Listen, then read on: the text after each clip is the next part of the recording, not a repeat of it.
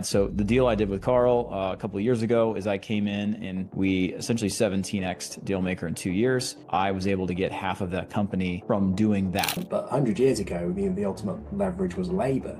So you employed a lot of people, you became wealthy. Instead of putting that energy into trying to avoid AI, I would try to learn it and learn to harness it, and you're going to be successful kind of despite. Was a guy turned to me and said, "Do you realize our children will probably do a job that doesn't exist today?" I was like, wow. You got to stop and say, okay, what type of things is AI never going to replace, or at least not going to replace for a long time? And I think that's why things like home service businesses are so popular. You can create a clone of yourself and you can train it to your voice, your mannerisms, and all kinds of things. And you can use it to create video content. We see people come into our world all the time, Ross, who want to do this and that. And they realize that, wow, for the same amount of effort, and actually even easier to execute, I can buy a much larger business. On everyone watching this, we should be focused on two things, in my opinion. Well, I'm absolutely delighted to welcome our next guest to the summit. Second year in a row, welcome Chris Moore. Chris is an entrepreneur and investor, business growth specialist, and a full stack digital marketer and best-selling author. He's the co-owner of Dealmaker Wealth Society, and he's helped build and scale several companies, earning him two Inc. 5000 awards in the last 5 years. Welcome back, Chris. Hey, glad to be here. Thanks for having me. We absolutely loved your session last year, so looking forward to getting into it again today. And what you spoke about last year was consulting for equity, and that's still a super hot topic. So let's dive in. Shall we start there? Yeah, sounds good. So how did you get into this space to start with? If someone's never met Chris Moore, who are you? How did you get started? And what is consulting for equity? Yeah, well, hey, I'm Chris. I'm Carl Allen's business partner at Dealmaker Wealth Society, and we actively have over 27,000 business acquisition students now in our world, and it's an honor to be partners with Carl. And how I got started is I knew Carl from a different mastermind. And speaking of consulting for equity, that's how I became half owner of Dealmaker Wealth Society. I did a consulting for equity deal with Carl, came in and really blew that business up back 3 years ago. So consulting for equity, I like to think of that as more loose terminology. It's actually value for upside, because you don't have to be a consultant to do consulting for equity. It's kind of whatever your superpower is or whatever ability you have to create change in a business. And then you're getting upside, which could be the form of equity, could be rev share, could be profit on the other side. So the deal I did with Carl a couple of years ago is I came in and we essentially 17x'd Dealmaker in 2 years. And I was able to get half of that company from doing that. So that's consulting for equity, and that's why I'm here today. Incredible. So 17x the business in 2 years. I'm pretty sure everybody watching would absolutely love that. Yeah. I mean, just think about what you're good at. There's a lot of people who need what you do and the value you bring. And that's where consulting for equity really shines, where you can work in a business or on a business as the partner, not just an employee or contractor. So happy to dive in and go as deep as you want on it. Yeah, absolutely. Let's do that because I think a lot of people, when they first think about M&A, they imagine, guys in suits sitting around a table and just buying a business outright. They don't think that their superpower, their knowledge, could ever be traded for equity. So, yeah, how does somebody start thinking like this, start thinking differently? I think it comes down to positioning a lot in the way we talk about ourselves and the way we explain what we do to others. There's a way I help unlock our students through a process I call taking inventory. And it's an exercise and a worksheet you take and you sit down in the morning when your brain is clear and you fill this out.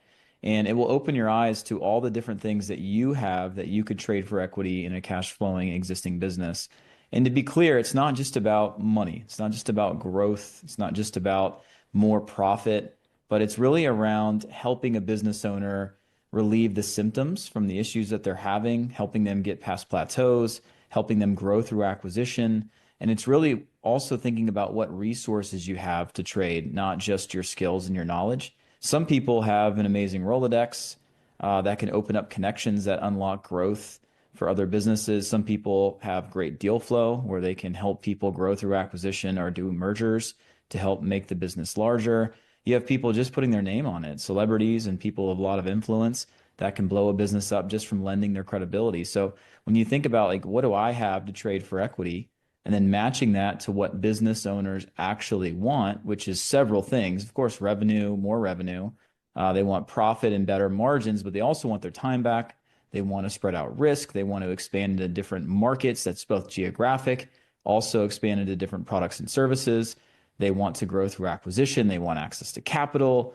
They want to get their foot in the door. They want to have the ability to grow in lots of different ways. And that's the whole key to consulting for equity is going through that process. So the biggest mindset shift and paradigm shift from somebody who's just buying companies or looking to acquire companies when you shift towards also being open to consulting for equity is this.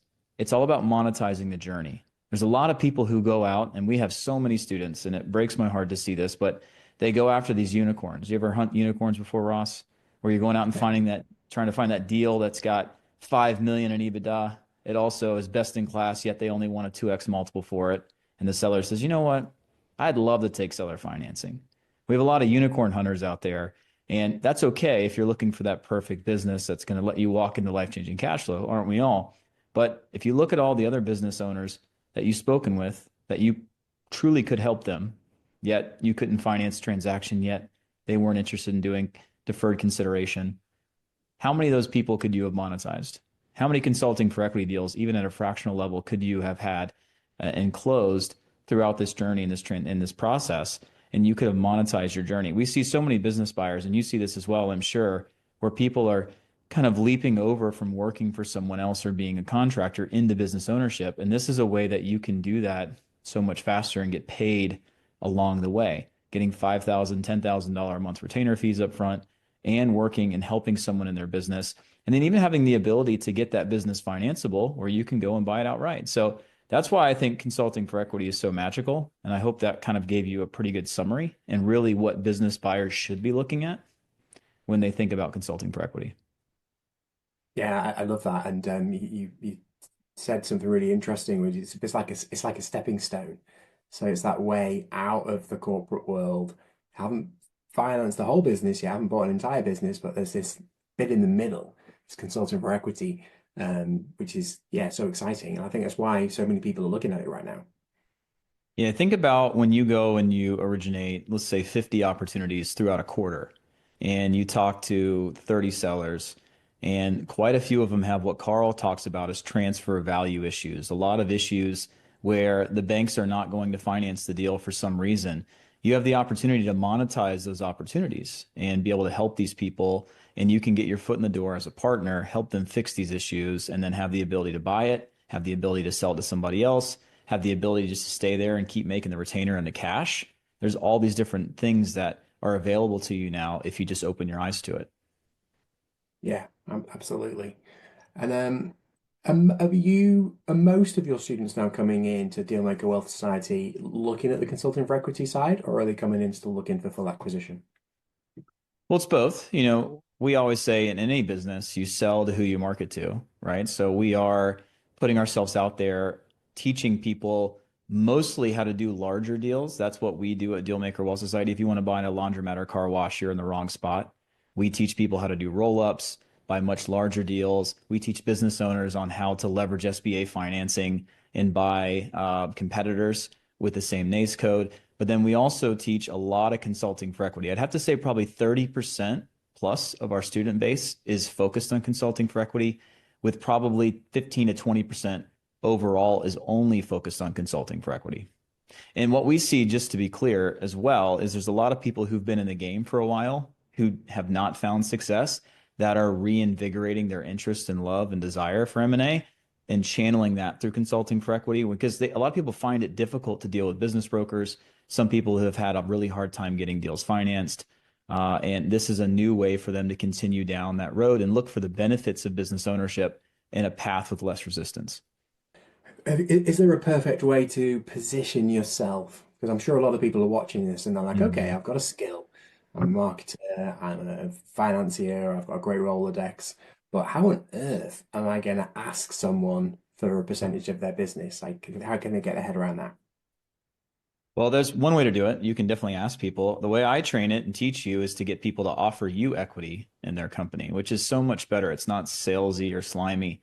Instead, it's very magnetic and organic.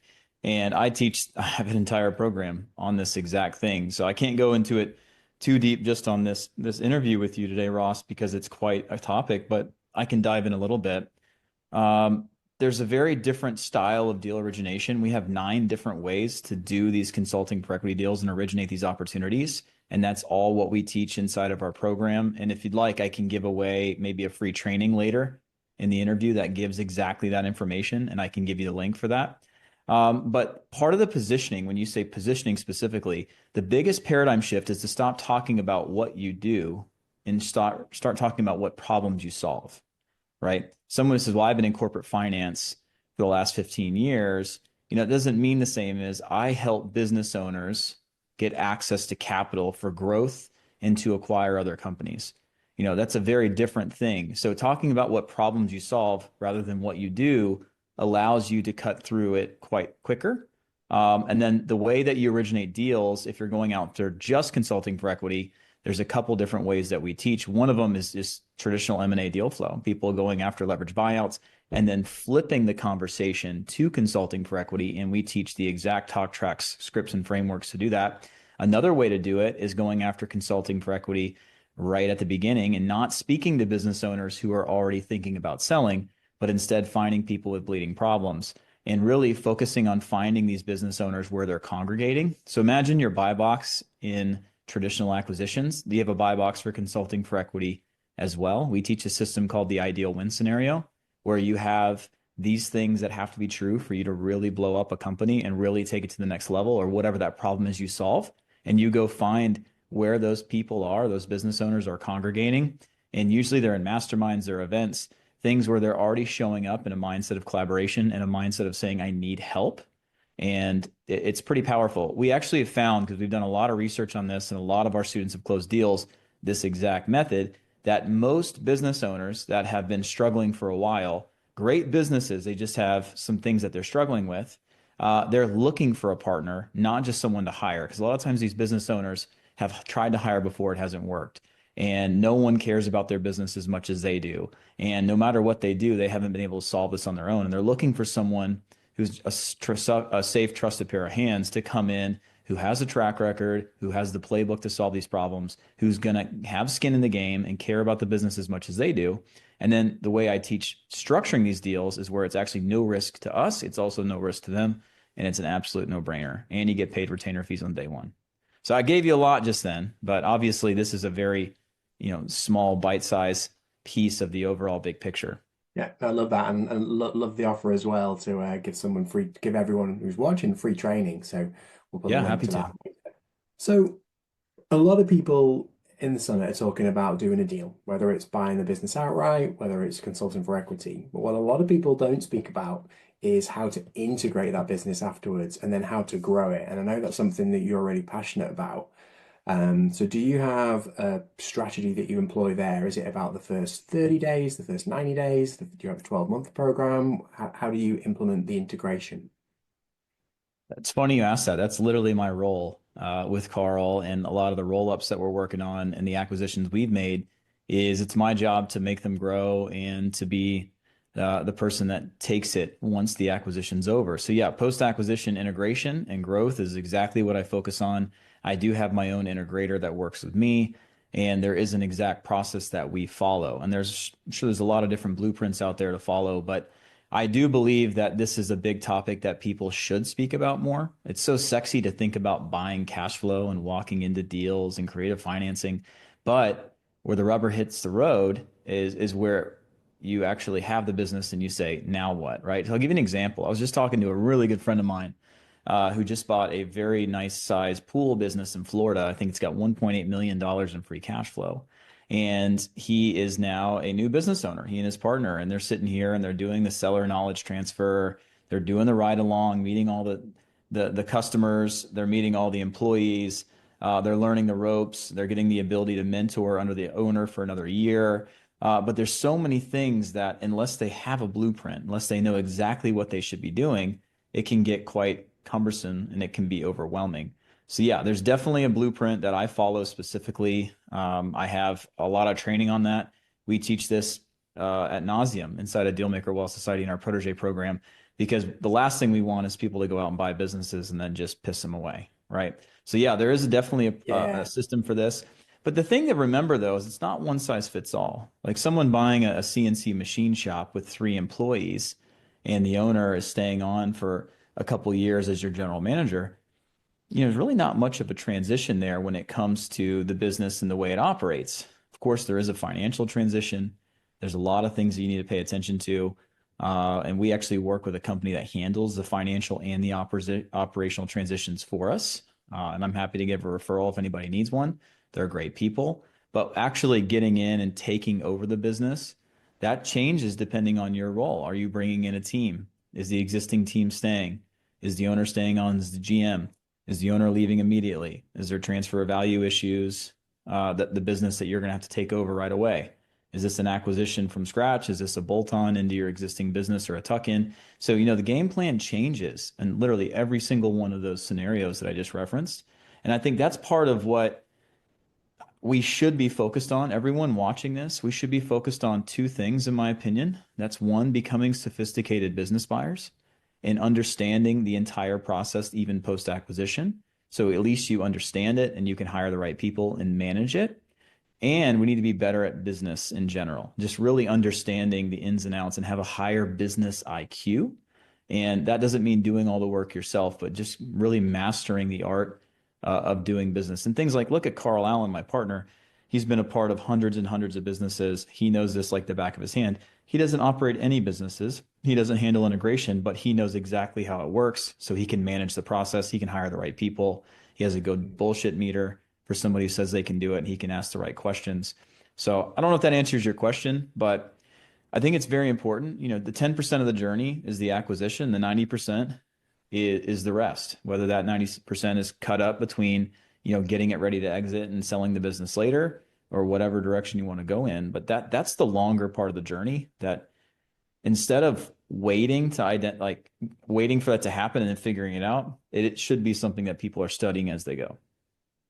yeah, absolutely. The way I think about it is it's a bit like these people that win the lottery and then 2 years later they're broke again. And it's because they didn't have the knowledge to manage that money. And if you go and buy a business because someone taught you how to buy a business, but you have no clue how to manage the business, grow the business, manage staff, and all of those things that go with it, it might not work out so well. So, as you say, 10% of it is doing the deal. That's the exciting bit. And if you're a deal maker, that's the bit you want to do. You don't have to be the person that integrates it, but you do need the team around you. Otherwise, it potentially you end up with being a broke lottery winner. And I think the other part is true around buying the right businesses from day one, right? Some of the best due diligence questions that I ask and look at during the period before we close on a deal are because of bad acquisitions that we've made, right? And I think understanding the things that are make or break post acquisition that you should have found out before you bought the property, or before you bought the business, is so important. It's like a flipper. Imagine like a property investor or a real estate investor who is out there buying properties. They know what to look for. They've been through 100 home inspections. They've had surprises, and they want to ask questions up front before they buy the next property to make sure those surprises don't pop up again and again. So one of the things that I also teach inside of our programs, Ross, is called due diligence beyond the spreadsheet. And it's really understanding a lot of what Carl talks about with transfer value and being able to figure out where the value may not transfer before you get there, looking to see if there's really predictable and redundant customer acquisition strategies. What happens if we double a business? What would break?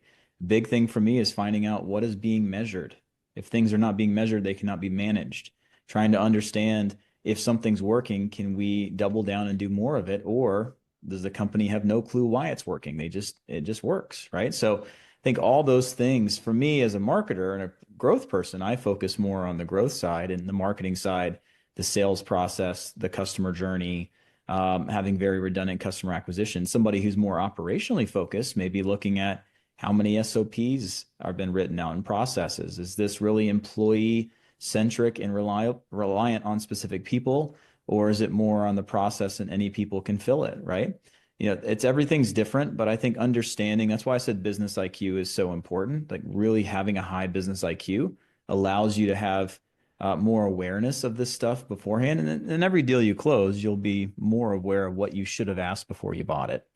Yeah, smiling to myself there. The very first deal that we did, we was fortunately it was a bolt-on to an existing business because I forgot to ask how many hours the owners were working.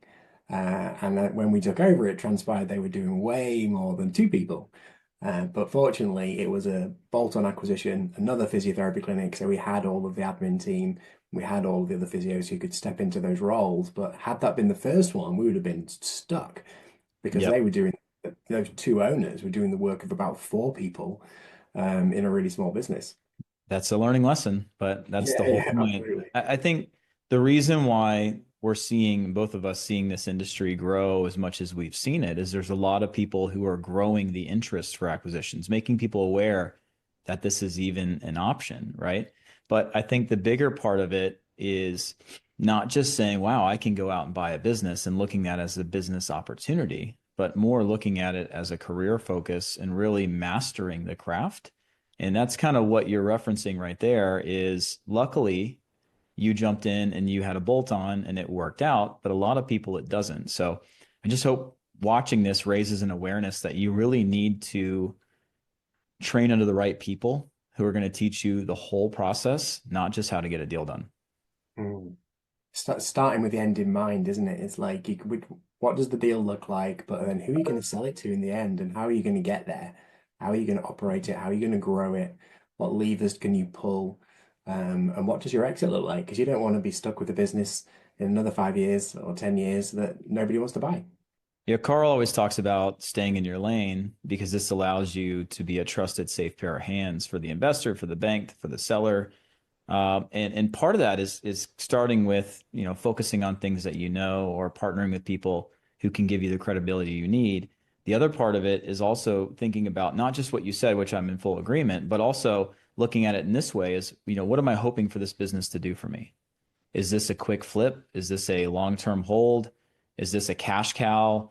Is this something where I want to work passionately in the business? And I think that's really interesting how versatile business acquisitions can be, right? It's not always about the eventual exit. It's not always going to be a roll up. We have businesses that are tax shelters, intentionally tax shelters, because we made too much money and we need something that we can do that will benefit the community and create jobs, but also allow us to have tax write-offs. So I think the way we define success and understanding what we're looking for when we acquire a company is a great way to start, and really understanding when you're developing your buy box and your deal specification, understanding like what a win would look like for you.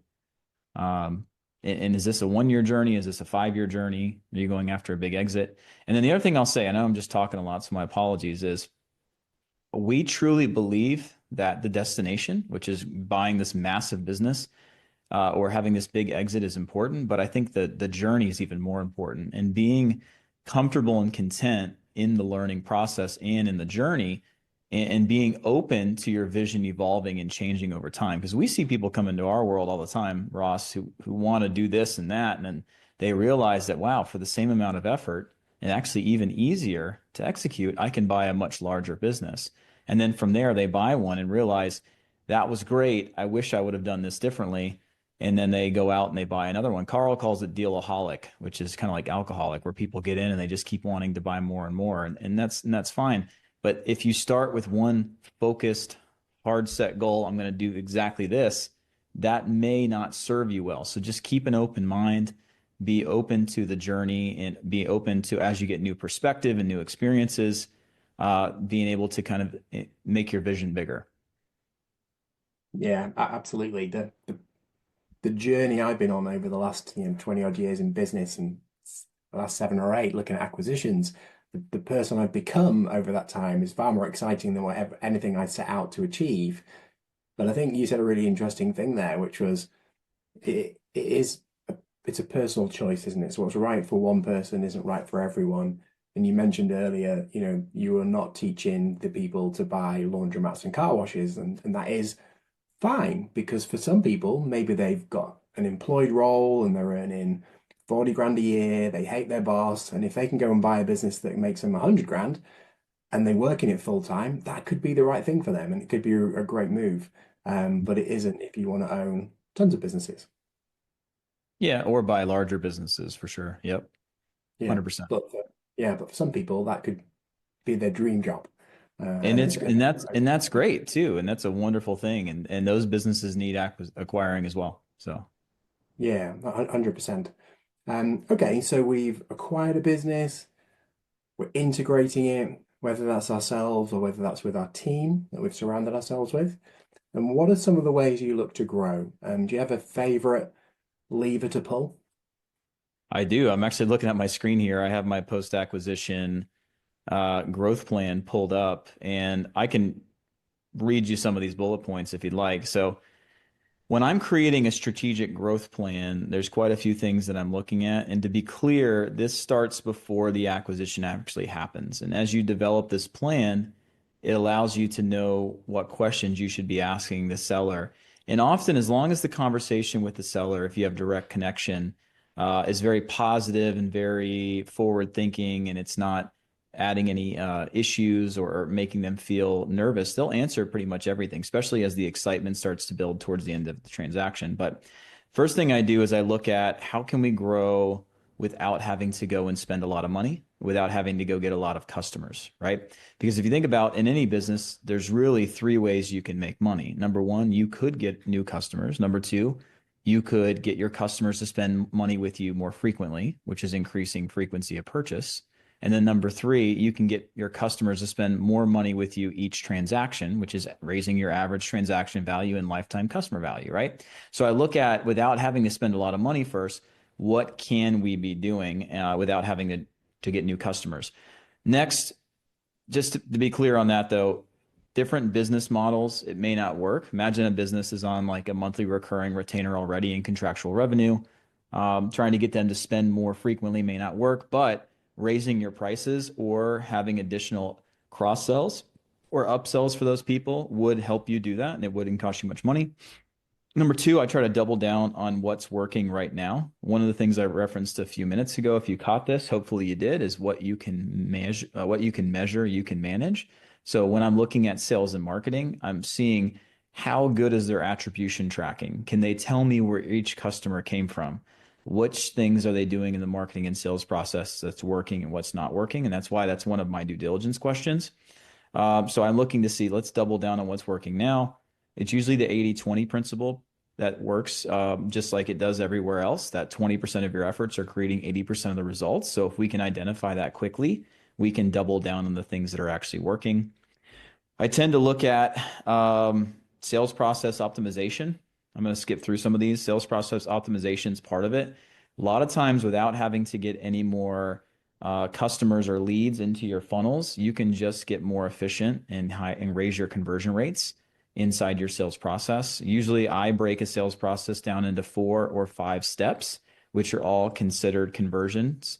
And I'm looking to increase the conversion rate at each one. And that allows me, without having to spend any more money or getting any more prospects, to create a lot more revenue and increase that. That's been helpful.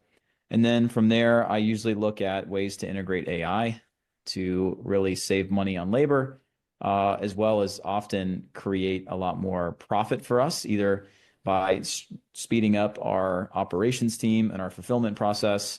And we've found that we also can leverage AI to create more value for our customers in pretty much any industry I've seen so far. I think some industries where AI is not going to be as relevant are things maybe like manufacturing and businesses like plumbing and electrical businesses, but there are a lot of ways that you can leverage AI even in those companies to add value to your clients. So that's what I would do to start with. It kind of changes depending on what kind of business you're buying. It's very different B2B versus B2C, professional services versus home services.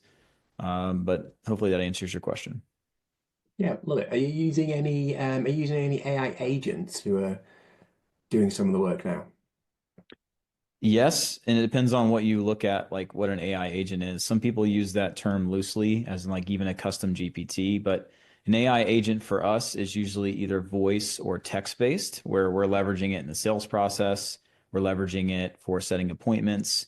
I've seen a lot of business leverage it for customer service when people call into the phone to save them money. So yeah, there's a lot of ways that we've leveraged AI and a lot of ways that our students have leveraged AI. We've seen agents that are more on the operational side that are replacing virtual assistants. The sky's the limit. I think what's interesting about AI is it's growing and it's learning itself so much faster. And these developers are pumping out all these new tools. We're leveraging it a lot in deal origination. We're leveraging it a lot rather than going to Apollo and scraping for lists that way and downloading data from Data Axle. We found ways to do it a lot faster, leveraging even just normal ChatGPT. We've leveraged it a lot in creating pitch decks much faster in investor collateral using apps like gamma.app and video creation tools like creatify.ai and HeyGen. So yeah, we're using it a lot. Love it. Yeah, gamma.app was when someone showed me that for the first time. That blew me away. Like, wow, that used to take us weeks.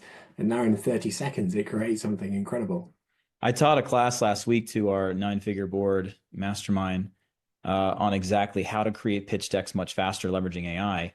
And I showed them my entire process. And yeah, the jaws were dropping, and several people have already used it. And it just speeds up everything. There's no need to hire a designer. And if you know how to prompt it correctly and use ChatGPT layered on top of it, you can create some amazing stuff. Yeah, absolutely. And has HeyGen created your own version of you yet?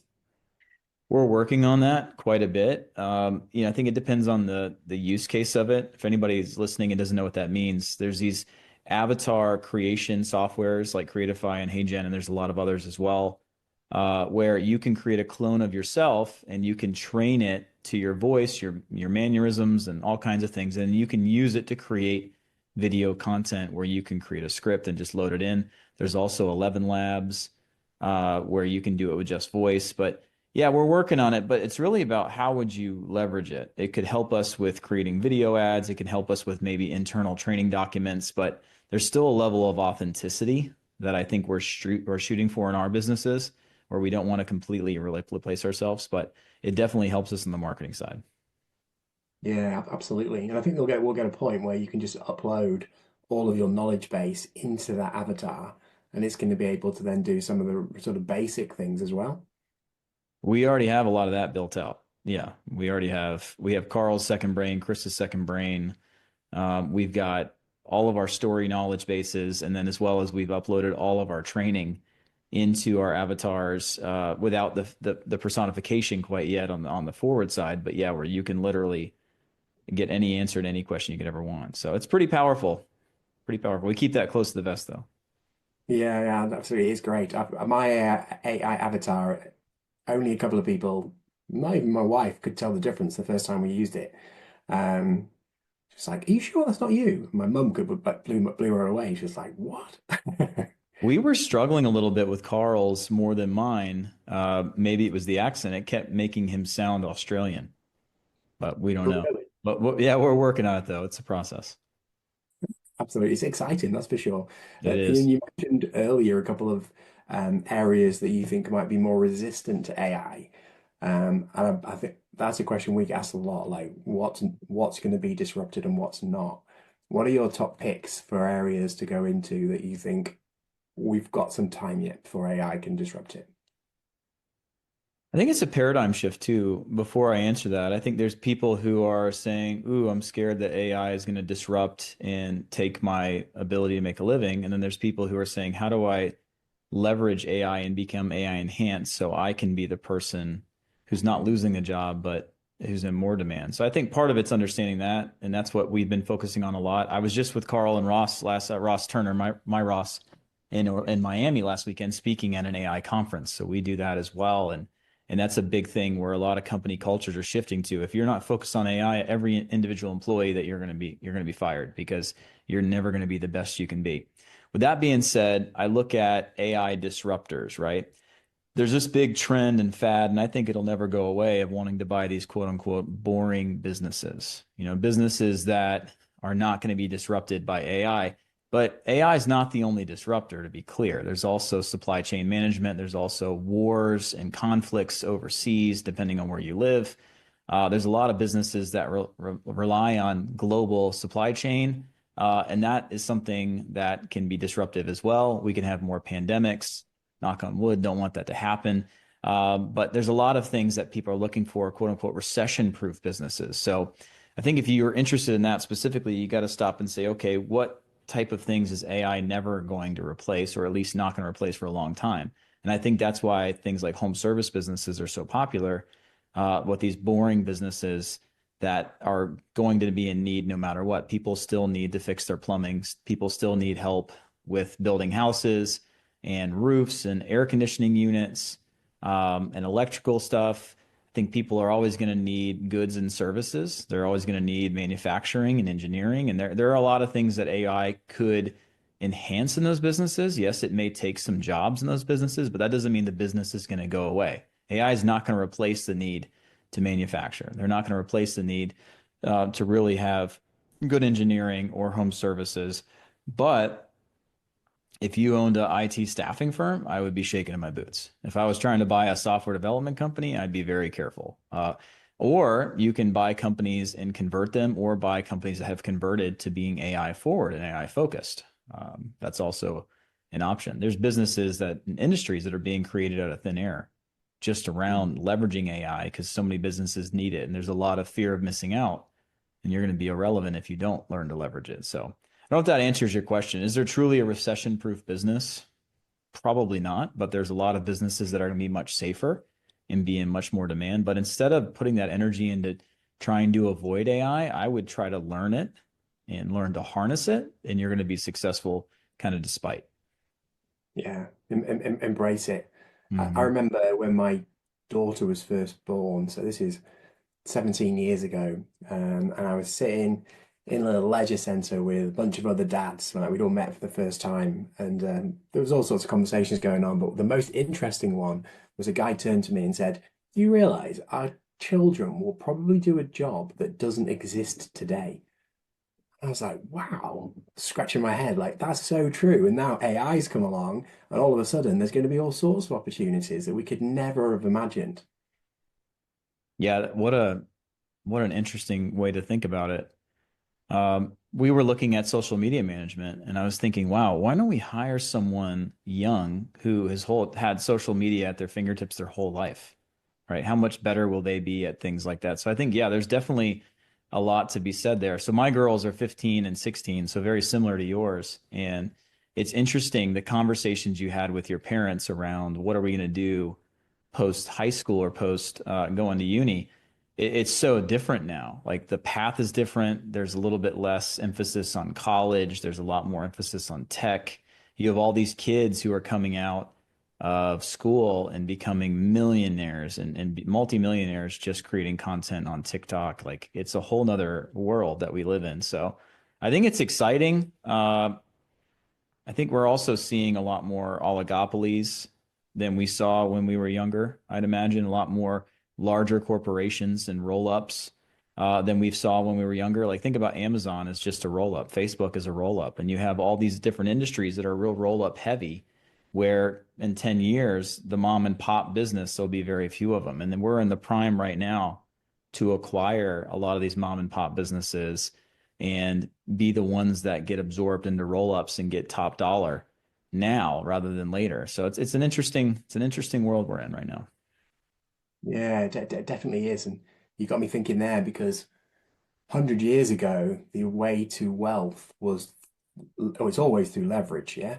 Um, we're talking about all sorts of leverage there, AI being the ultimate one perhaps at the moment, but 100 years ago, the ultimate leverage was labor. So you employed a lot of people, you became wealthy. Mm. Um, then after that, it kind of became access to capital. So you mentioned, the Teslas and Googles and Facebook of this world, they had access to capital, so they were able to do big roll-ups. But now, as you say, you've got teenagers becoming super wealthy by creating content, and creating content is free. So we've kind of gone this full circle. So we've kind of gone through labor into creating capital, and now it's free to create content, and everyone has the ability to do that. Let me grab a book real quick. 2 seconds. I want to show you something. This book here, have you seen this? The Almanac of Naval? A few people have told me I need to read that. It's wonderful. He talks about this a lot. And he talks about specifically what you just referenced on how leverage was labor, but now it's media, it's capital, it's business ownership. And he also says it's code. He said the reason he likes media and code like software is because no one has to give you permission to create. You have the ability, and that's where these children and people who are shifting careers midlife to creating things that can create infinite returns, in this digital age. So it's just pretty powerful. I'm just thought it was interesting you said that. So I would encourage you read this for sure. Very, very powerful. But he does state specifically, he said there's really no path to wealth without ownership is the ultimate leverage. And I think people are waking up to that.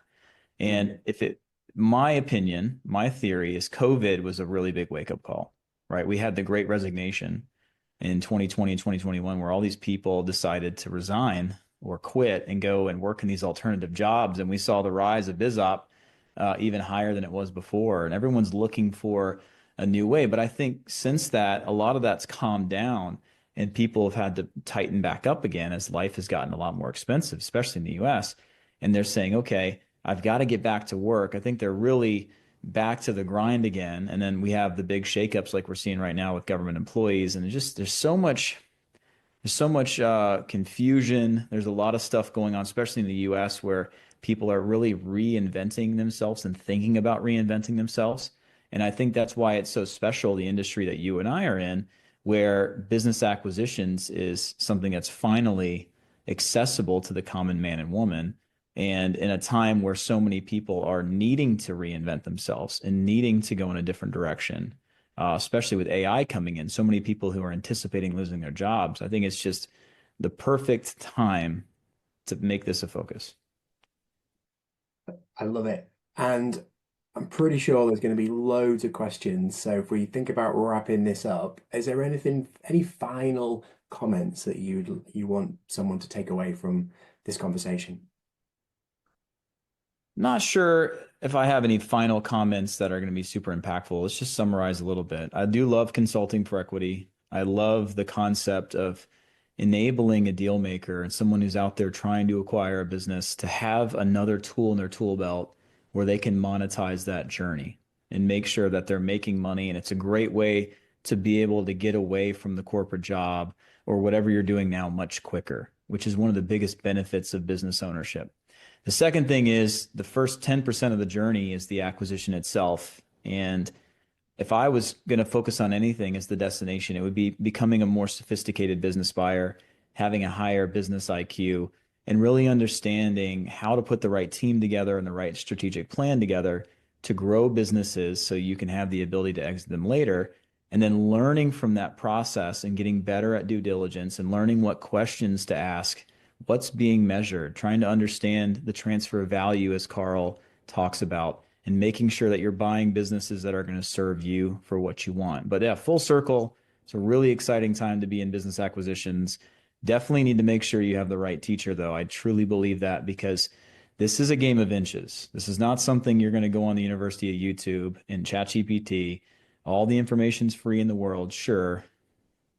It's a puzzle. It's like trying to put together upside down. There's a lot of moving pieces. There's a lot of stuff to learn, and I'd be happy to help. So I did offer a resource. If you want it, you can go to startgettingequity.com, startgettingequity.com, and just a free training, no strings attached on how you can dive into consulting for equity specifically. And I'll also throw in some post integration, acquisition, and growth stuff in there as well. I've got some training I'll give you. Fantastic. Chris, we'll hang around because we've got lots of questions, I'm sure. And thank you very much. Hey, my pleasure. Thanks for having me. Take care.